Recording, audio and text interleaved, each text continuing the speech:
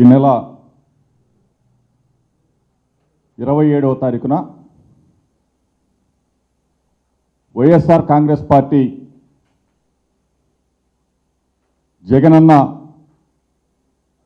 పిలుపు మేరకు అన్ని నియోజకవర్గ కేంద్రాల్లో ప్రజల నెత్తిన పెనుభారం మోపి నడ్డి విరిచేలా చేసిన చంద్రబాబు నాయుడు పెద్ద ఎత్తున కరెంటు ఛార్జీలు పెంచి ప్రజలని అతలాకుతలం చేస్తున్న ఈ పెనుభారం మీద ప్రజల పక్షాన గళమెత్తాలి, ప్రజల పక్షాన నిలబడాలి, ప్రజలకి అండగా ఉండాలి. సుమారుగా 15,485 కోట్ల రూపాయల పెనుభారాన్ని నవంబర్ నెలలో కానివ్వండి, డిసెంబర్ నెలలో కానివ్వండి, ఎప్పుడు కూడా చూడనటువంటి ఈ పరిస్థితులు వచ్చి 6 నెలల కాలంలోనే ప్రజల నడ్డి విడిచిన చంద్రబాబు ప్రభుత్వం మీద ఆందోళనకి ప్రజలందరూ కూడా సన్నద్ధమయ్యారు. వైఎస్ఆర్ కాంగ్రెస్ పార్టీ ప్రజల పక్షాన పోరాటానికి సిద్ధంగా ఉంది. ఇప్పటికే రైతుల పక్షాన నిలదించాం, రైతులకి వెన్నుగా ఉన్నాం, రైతుల పక్షాన పోరాటం చేస్తూ ఉన్నాం. ఇప్పుడు 5 కోట్ల మంది ప్రజల పక్షాన ప్రతి గడపకి ఆ అక్క చెల్లెమ్మని నడ్డి విరిచిన చంద్రబాబు నాయుడు 6 నెలల్లో సూపర్ 6 ఇస్తాడనుకుంటే సూపర్ 6 ఎటు వెళ్ళిందో తెలీదు, ఏ మూల దాక్కుందో తెలీదు. కానీ ప్రజలంతా కూడా ఈరోజు ఒకటే అంటూ ఉన్నారు, 6 నెలల కాలంలో జగనన్న ఉంటే ఎంత మేలు జరిగేదో, చంద్రబాబు నాయుడు ప్రభుత్వంలో అంత కీడు జరుగుతూ ఉంది మనకి అని చెప్పేసి ముక్త కంఠంతో బాధపడుతున్న పరిస్థితులు చూసాం.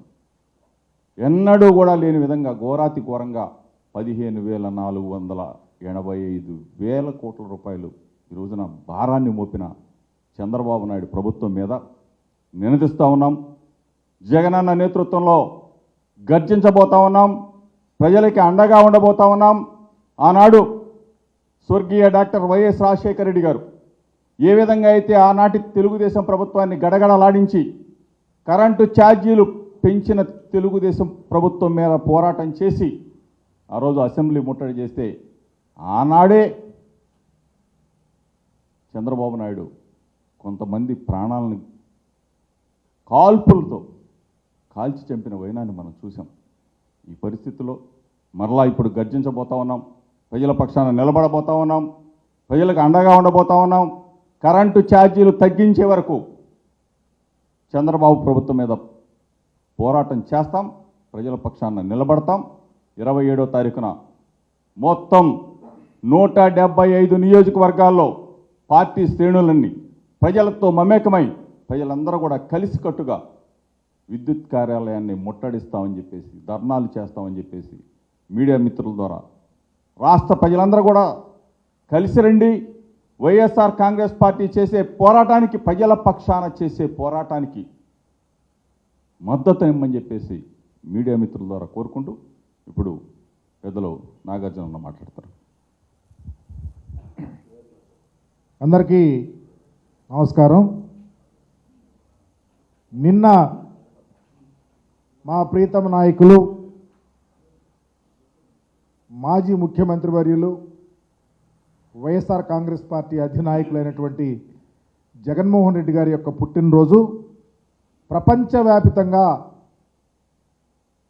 చేసినటువంటి ప్రతి ఒక్క వ్యక్తికి, ఎందుకంటే వైఎస్ఆర్ కాంగ్రెస్ పార్టీ శ్రేణులే కాదు, అనేక మంది వాలంటరీగా వచ్చి ఇలాంటి నాయకుడి జన్మదినంలో పాల్గొనాలని వచ్చినటువంటి ప్రతి ఒక్కరికి నమస్కరిస్తూ ఉన్నాం. ఈరోజు ఒక గొప్ప ఆలోచనలతో ఈ ప్రభుత్వాన్ని నడుపుతాము, ప్రజలకు అండగా ఉంటాము, సూపర్ సిక్స్ తెస్తాము, అనేక హామీలు ఇచ్చి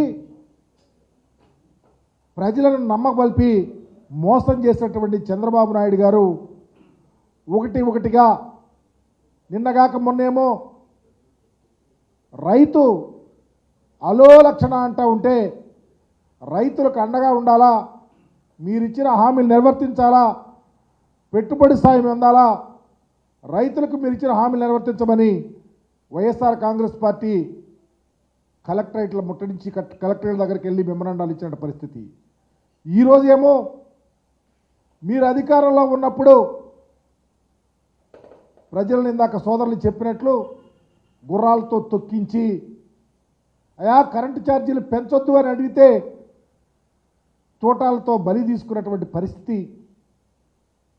మీరు ప్రతిపక్షంలో ఉంటే మొన్న కాలికి బలపం కట్టుకొని ఊరూరా వాడవాడ వెళ్ళి మేము కరెంటు ఛార్జీలు తగ్గిస్తాం, మేము వినియోగదారుడితోనే అమ్మిస్తాం, మేము వస్తే కరెంటు ఛార్జీలు పైసా పెంచమని చెప్పినటువంటి చంద్రబాబు నాయుడు గారు ఈరోజు చంద్రబాబు నాయుడు లాగా బాదుతూ ప్రజలను మోసం చేస్తూ ఉన్నాడు. దానిని ఈ రాష్ట్ర ప్రజలకు అండగా ఉండాలని గొప్ప ఆలోచనతో రేపు 27వ తారీఖున రాష్ట్ర వ్యాప్తంగా ప్రతి నియోజకవర్గ హెడ్ క్వార్టర్స్లో అందరూ కలిసి ర్యాలీలాగా వెళ్ళి సంబంధిత విద్యుత్ అధికారి దగ్గరికి వెళ్ళి మెమరాండం సమర్పించి అయా మీరైనా మీ ద్వారా ఈ చంద్రబాబు నాయుడు గారికి కళ్ళు తెరిపించండి, ఎన్నికలప్పుడు ఒక హామీ గెలిచిన తర్వాత గాలికి వదిలేసి ప్రజలను నడ్డి విరుస్తూ ఉన్నారు, ప్రజలను కాపాడే విధంగా చూడాలి, మీరు కూడా సిఫార్సులు చేయమని రేపు కార్యక్రమాలని తీసుకోవటం జరుగుతుంది.